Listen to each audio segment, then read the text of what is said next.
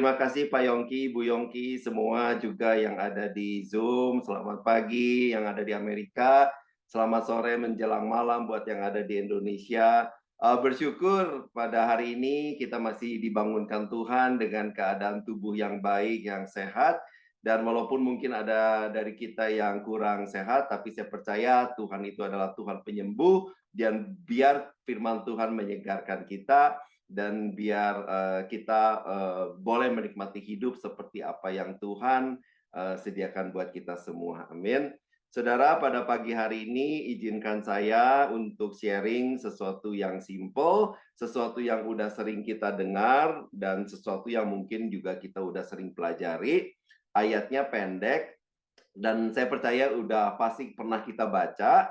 Ada di Amsal 4 ayat 23. Firman Tuhan di Amsal 4 ayat 23 berkata, "Jagalah hatimu dengan segala kewaspadaan, karena dari situlah terpancar kehidupan." Jaga hatimu dengan segala kewaspadaan, karena dari situlah terpancar kehidupan. Nah, saudara, pada pagi hari ini, mari sama-sama kita renungkan lagi, kita ingat-ingat lagi, mengapa kita perlu jaga hati dan bagaimana kita menjaga hati kita. Nah, mari bersama-sama kita belajar lagi ya pada pagi hari ini, karena dikatakan dari situlah terpancar kehidupan. Nah, dari situ itu dari mana? Ya dari hati kita, saudara. Jadi benar-benar penting kita itu menjaga hati, karena dari situ terpancar kehidupan. Kalau hati kita kotor, nanti perkataan kita, perbuatan kita, tindakan kita juga akan mengotori orang lain, akan mempengaruhi orang lain. Selain mempengaruhi dan mengotori orang lain, juga pasti akan mengotori kehidupan kita sendiri, mempengaruhi kehidupan kita sendiri. Kalau hati kita itu kita banyak simpan luka, kalau kita selalu kecewa dan sakit hati dengan orang lain, belum sembuh dengan sakit hati dengan satu orang, kemudian ada orang lain lagi datang menyakiti kita, kita sakit hati lagi. Jadi kayaknya semua orang itu akhirnya nanti jadi musuh gitu loh. Dan akhirnya kalau orang ini terus-menerus menyimpan sakit hati, nah orang seperti ini juga akan mempunyai kecenderungan untuk melakukan atau mengatakan perbuatan-perbuatan yang menyakiti hati orang lain juga. Jadi ibaratnya kalau di dalam seseorang itu nggak ada virus influenza, maka dia nggak akan mungkin bisa menulari orang lain dengan virus influenza. Tapi kalau di dalam seseorang ada virus influenza, baru dia juga bisa menulari orang lain itu dengan virus flu-nya itu, saudara. Nah, makin banyak sakit hati, maka dia juga akan cenderung makin gampang juga menyakiti hati orang lain. Jadi kalau kita ketemu dengan teman, atau kita ketemu dengan seseorang yang selalu uring-uringan, yang selalu jengkel, yang selalu kata-kata yang keluar itu nadanya kasar, marah-marah, maka ada kemungkinan orang itu menyimpan sakit hati. Nah, kita nggak bisa kontrol, saudara, sama perbuatan orang lain yang mau orang lain lakukan kepada kita, ya kan? Namanya juga kita hidup di dunia yang nggak bisa kita duga, ya kan? Kita udah jaga, kita udah berhati-hati, ketemu juga dengan orang yang menjengkelkan, ketemu juga dengan orang yang mengganggu damai sejahtera kita, yang mengusik hati kita, sehingga kita marah, atau kita emosi, atau kita sakit hati. Tapi sekali lagi kita nggak bisa kontrol perbuatan orang lain terhadap kita, tapi kita bisa mengontrol, menjaga hati kita. Nah, sekarang kita masuk lebih dalam sedikit ya. Nah, saudara, kenapa penting? Karena kondisi hati kita itu akan mempengaruhi aspek-aspek kehidupan kita. Dan pada pagi hari ini, izinkan saya untuk share ada 4 hal. Yang pertama adalah kondisi keadaan hati kita itu ternyata bisa mempengaruhi juga keadaan jasmani atau fisik kita, saudara. Makanya kalau orang yang hatinya itu penuh dengan dendam, penuh kemarahan, selalu menyimpan sakit hati, maka secara tubuh jasmani fisik juga akan lebih rentan, akan lebih gampang kena sakit penyakit.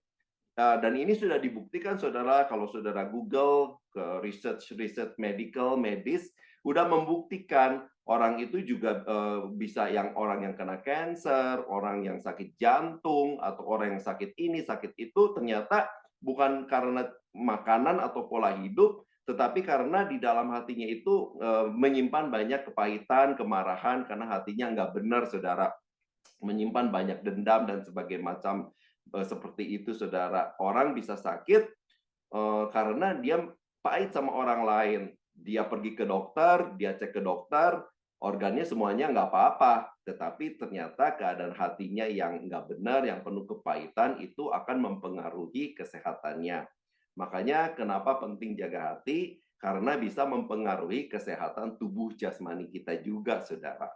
Makanya firman Tuhan itu luar biasa. Sebelum medical research mengatakan bahwa hati itu bisa mempengaruhi kesehatan, firman Tuhan udah berkata kan di Amsal 17 ayat 22, hati yang gembira adalah obat yang manjur. Nah, saudara, nah sebaliknya juga, kita juga bisa jaga tubuh kita juga dengan tentu dengan pola makan yang benar, juga dengan minum vitamin, olahraga dan sebagainya. Tapi itu saya nggak akan bahas.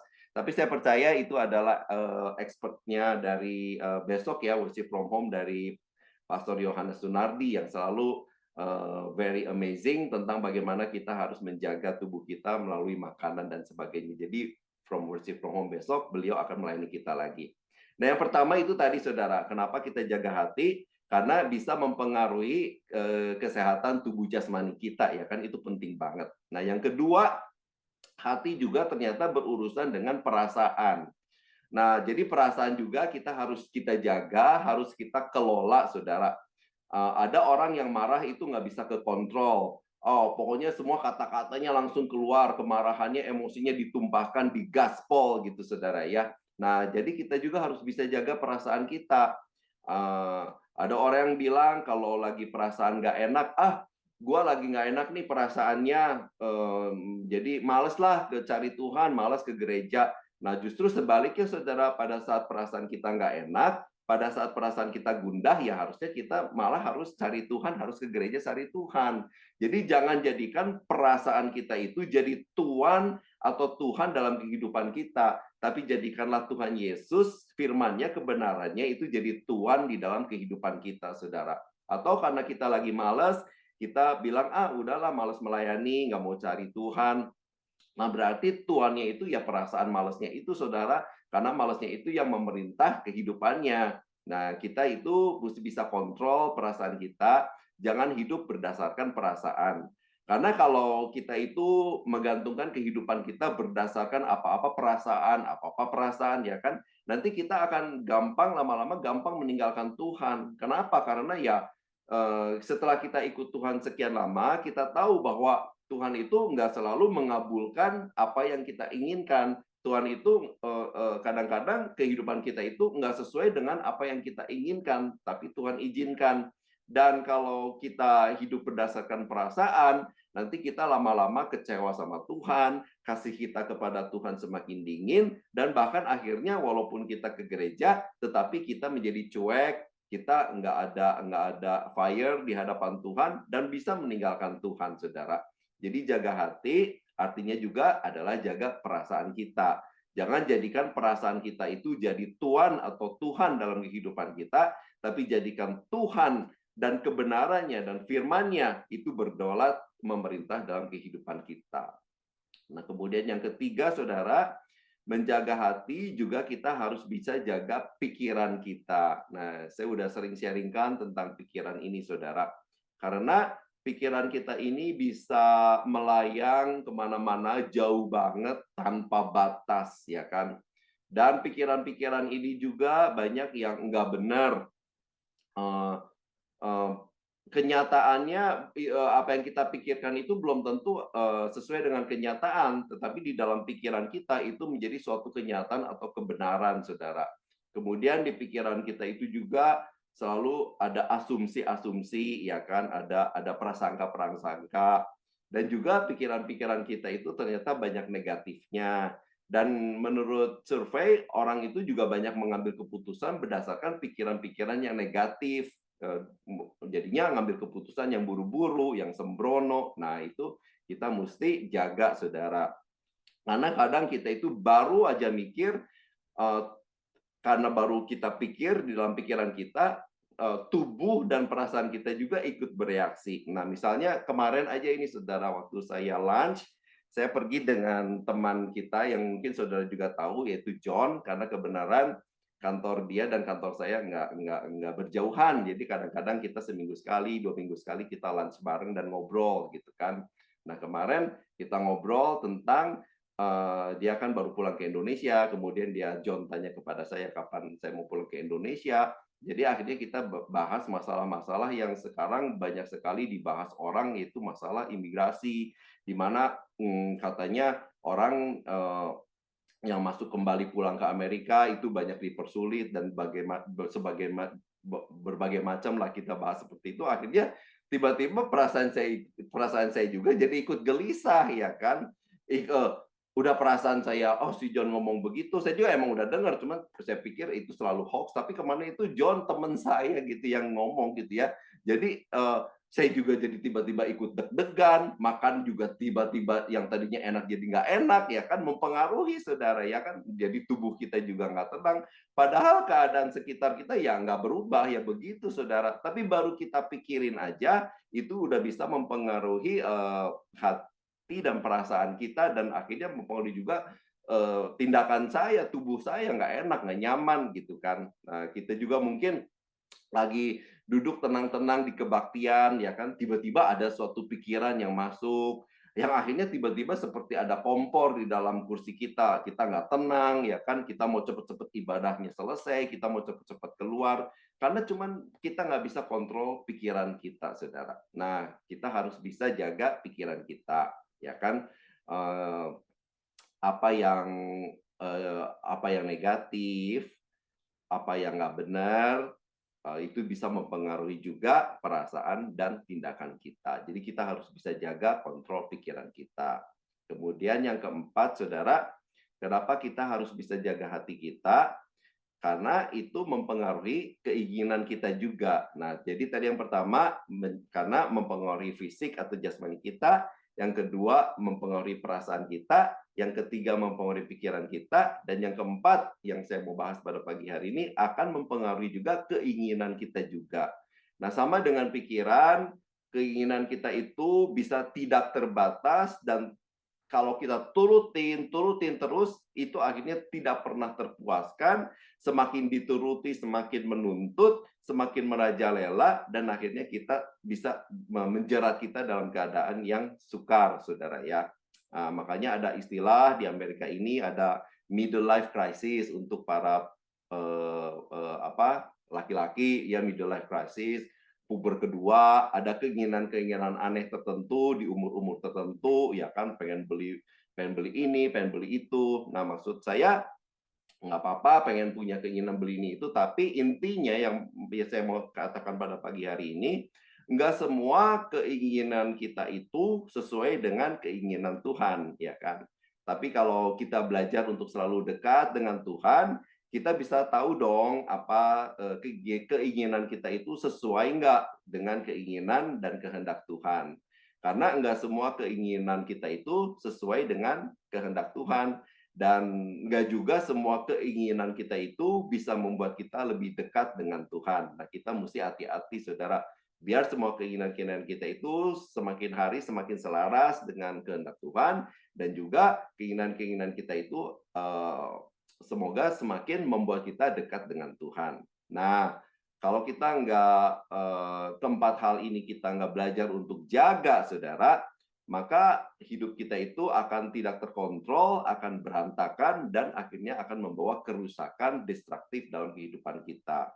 Nah, kemudian yang berikutnya, dikatakan tadi, jagalah hatimu dengan penuh kewaspadaan, karena dari situlah terpancar kehidupan.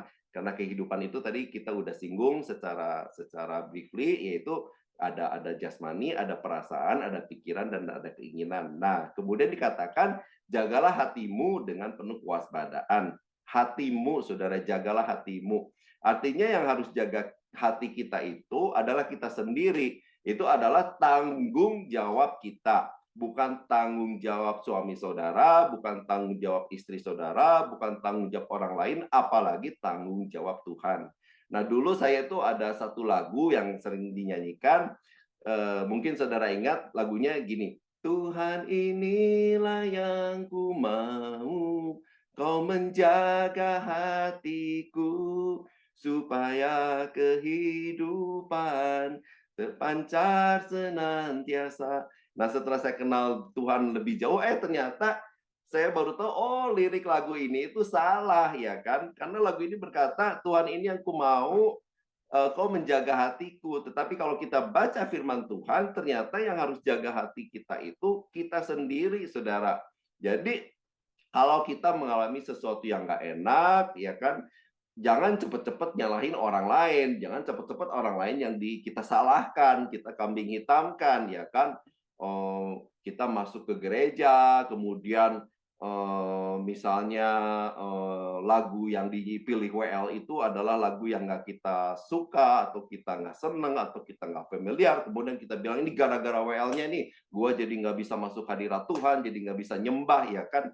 Nah, jangan cepat-cepat nyalahin orang lain, saudara, ya kan. Kalau lagu yang dipilih Well itu nggak suka, ya kita tetap bisa nyembah Tuhan. Kalau kita bisa jaga eh, hati kita, saudara. Jadi jangan titipkan keadaan hati kita itu kepada orang lain, jangan gantungkan keadaan hati kita itu kepada orang lain, sehingga kalau ada apa-apa kita cepat nyalahin orang lain, menyalahkan orang lain, saudara. Tapi ini adalah tanggung jawab kita sendiri untuk menjaga hati kita. Amin.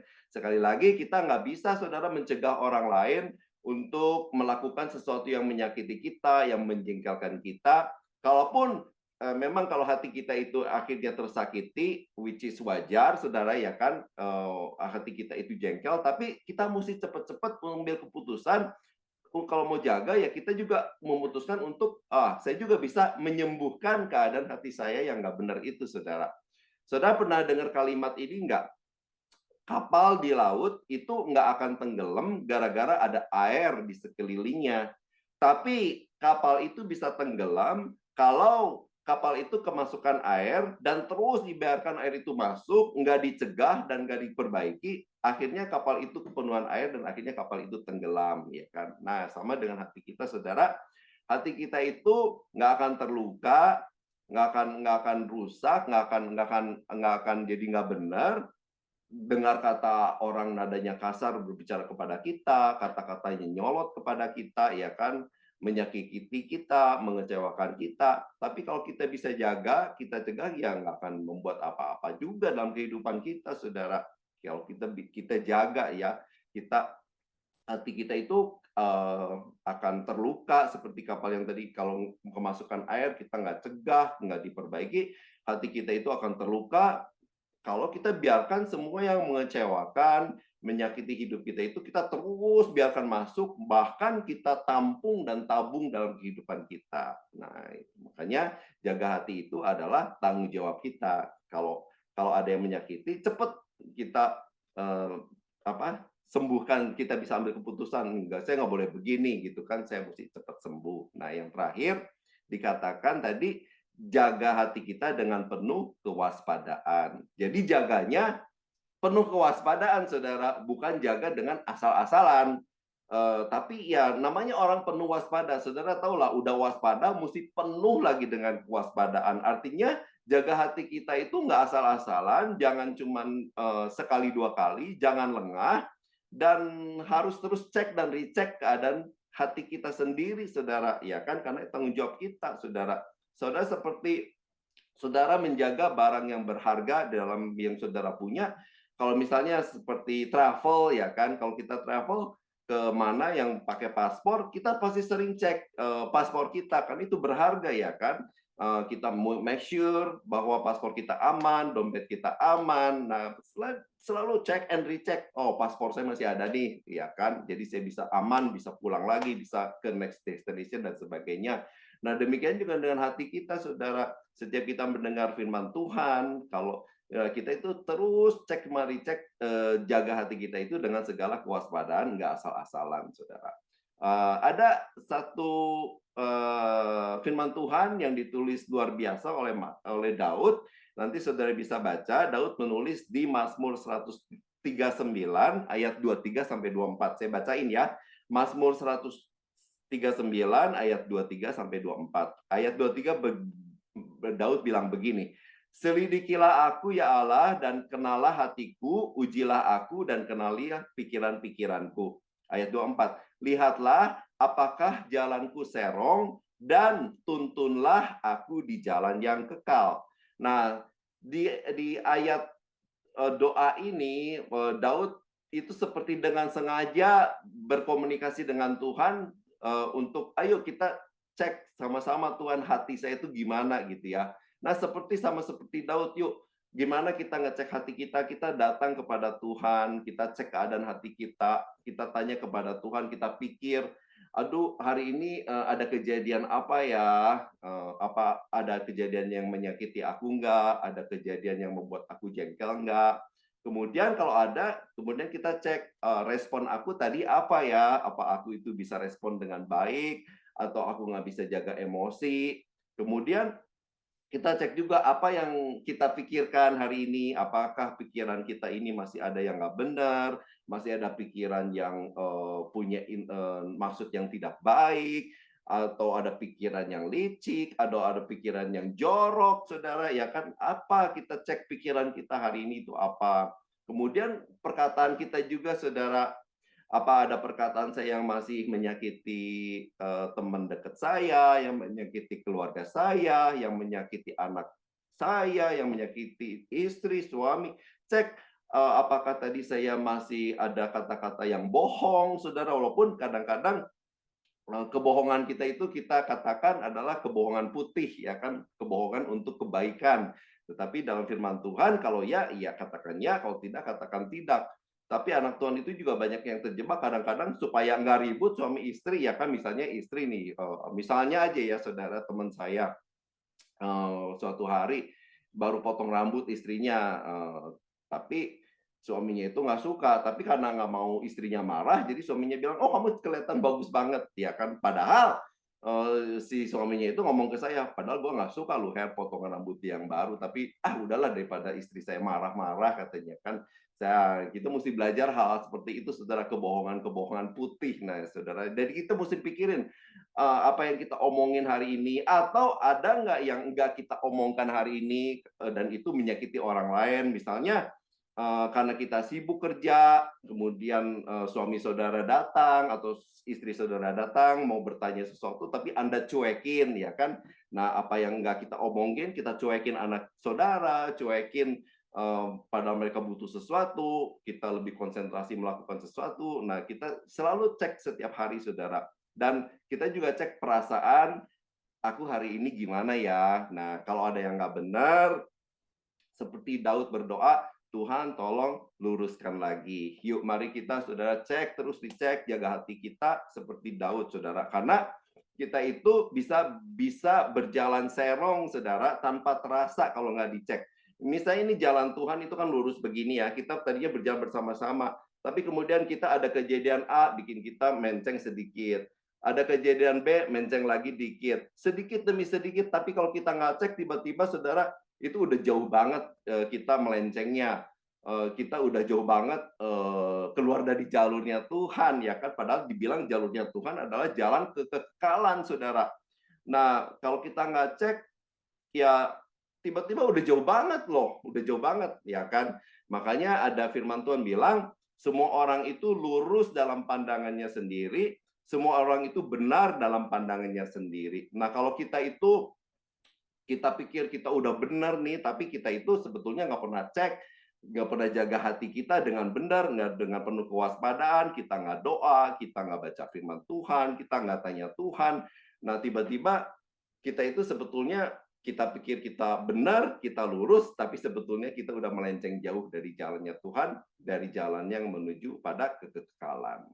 Hanya dengan sering cek sama Tuhan, dengan firman Tuhan, dan juga dengan bantuan Roh Kudus, maka kita bisa kembali ke track yang benar. Nah, jadi tugas kita, saudara, yuk jaga terus hati kita, penuh kewaspadaan, itu adalah tanggung jawab kita, karena akan mempengaruhi kehidupan kita, mempengaruhi kehidupan jasmani, pikiran, perasaan, dan juga tindakan yang kita ambil. Ya, jadi biar selalu tanya sama Tuhan, ya, jangan jadi orang yang nggak pernah jaga hati, tapi kita pikir semuanya oke-oke aja, merasa paling benar, merasa oke, padahal udah jauh dan melenceng dari rencana Tuhan. Yuk, Tuhan ingatkan kepada kita pagi hari ini, mari kita cek keadaan kita masing-masing supaya kita bisa kembali ke jalur yang benar. Demikian saudara, sharing pada pagi hari ini. Tuhan Yesus memberkati.